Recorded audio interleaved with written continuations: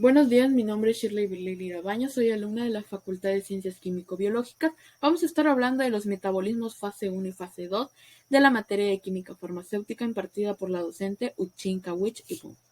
Como introducción vamos a hablar de lo que es el metabolismo y sabemos que esta es una conversión química o transformación de fármacos o sustancias endógenas para hacer que el compuesto se elimine de una forma más fácil.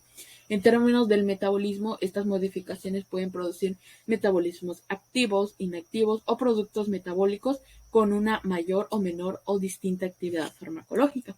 También hablaremos de la fase 1, pues estas suelen ser reacciones que introducen a la estructura un grupo reactivo que lo va a convertir en químicamente más activo, o sea, su funcionalización, cambiando de actividad o inactividad. En esta imagen que se puede ver en la izquierda, el fármaco puede producir una reacción de oxidación, hidroxilación, de alquilación, desaminación o hidrólisis.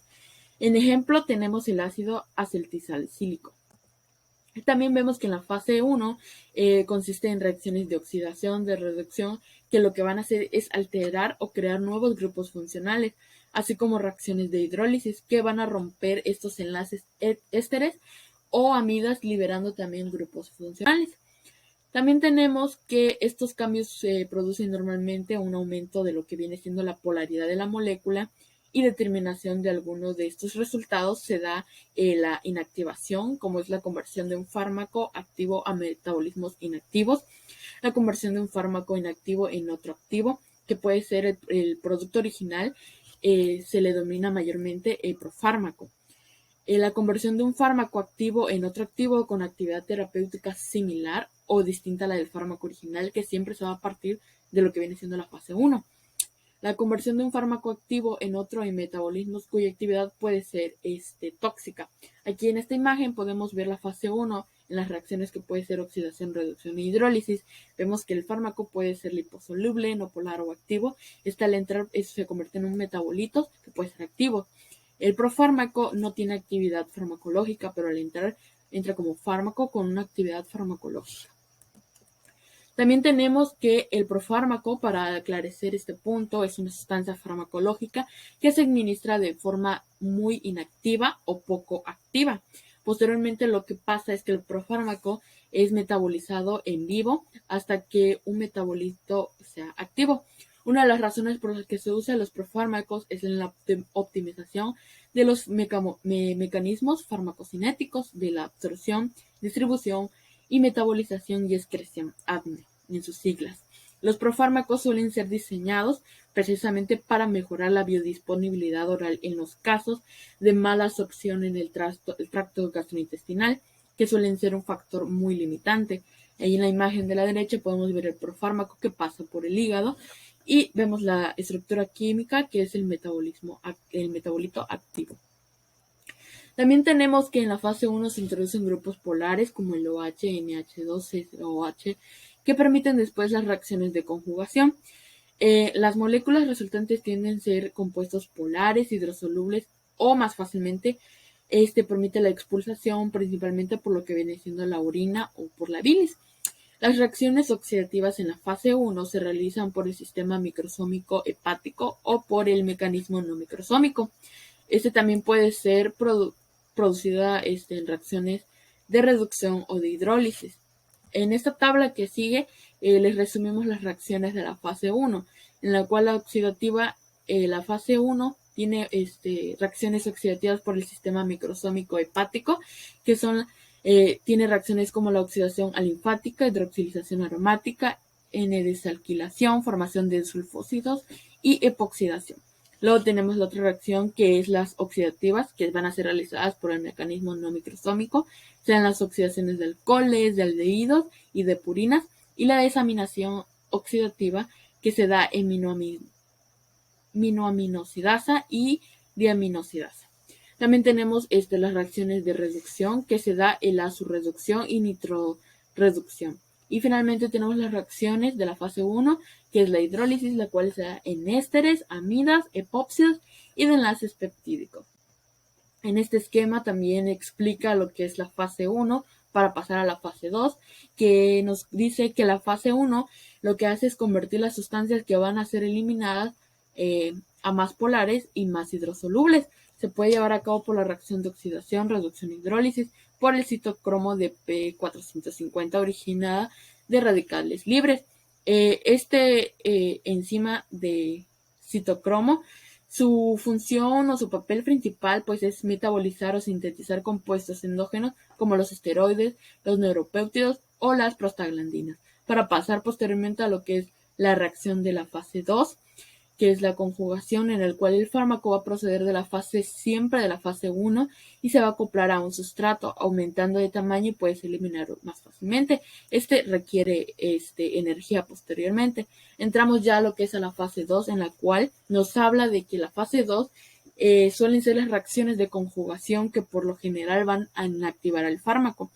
Suelen actuar sobre el grupo reactivo introducido en la fase 1 y los metabolitos formados en la fase 2 por reacciones sintéticas son más polares y por lo tanto pueden ser excretados por la orina o por la bilis fácilmente.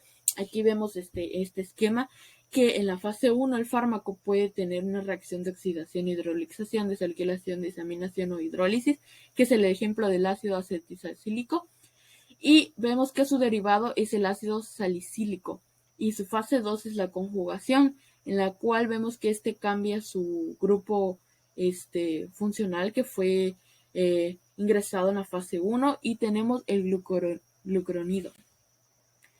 En la fase 2, la formación de los glucuronidos es la reacción de la fase 2 más importante y es la única que se va a llevar a cabo en el sistema de enzimas microsomales del hígado.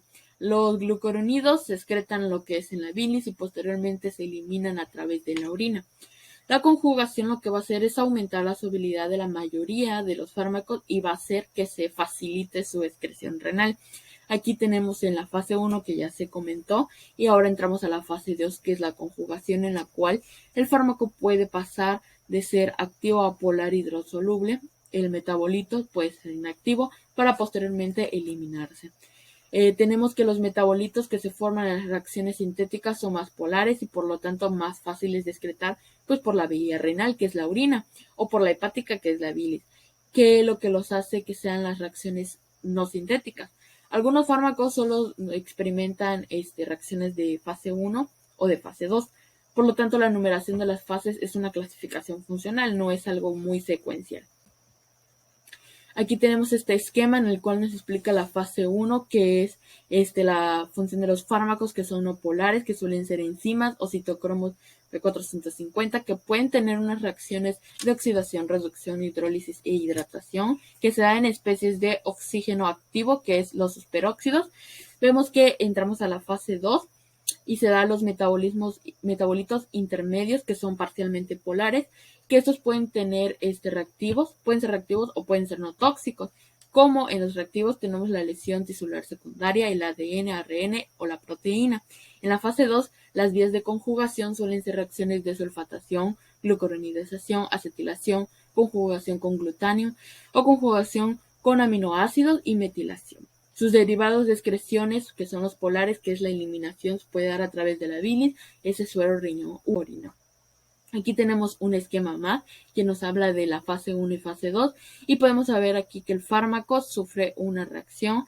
Por ejemplo, en la aspirina vemos que es en la fase 1 y su derivado polar reactivo puede ser conjugación, metilación, glucuronización, aminoácidos, acetilación, que es el ácido salicílico. Y en la fase 2 posteriormente tenemos que su conjugación es el glucuronido. Como vemos en la aspirina, al ser ingresado al grupo funcional en la fase 1, en la fase 2 cambia y finalmente tenemos el glucuronido. Posteriormente tenemos que son reacciones en las cuales el fármaco o el metabolito procede de la fase 1 y se acopla a un sustrato endógeno, como el ácido glucurónico, el ácido acético o el ácido sulfúrico, aumentándose el tamaño de la molécula, por lo cual casi siempre se inactiva el fármaco y lo que va a hacer es facilitar su excreción. Pero en ocasiones la conjugación puede activar el fármaco. Esto ocurre generalmente en el hígado, aunque también puede surgir en otros tejidos. Finalmente, para concluir, tenemos que la biotransformación de los fármacos es un proceso específico mediado por enzimas o unidireccional. Es un sistema de exotificación localizado en el riñón, intestino, hígado o algún otro tejido y se considera un mecanismo de defensa. Transforma fármacos lipofílicos, lo que facilita su eliminación orina o bilis y se clasifica en la fase 1 y 2 que pueden estar relacionadas simultáneamente y son complementarias y pueden ser posteriormente independientes cada una de estas, pero requieren energía. Y pues con esto concluimos lo que es la fase 1 y la fase 2 de los metabolismos. Gracias.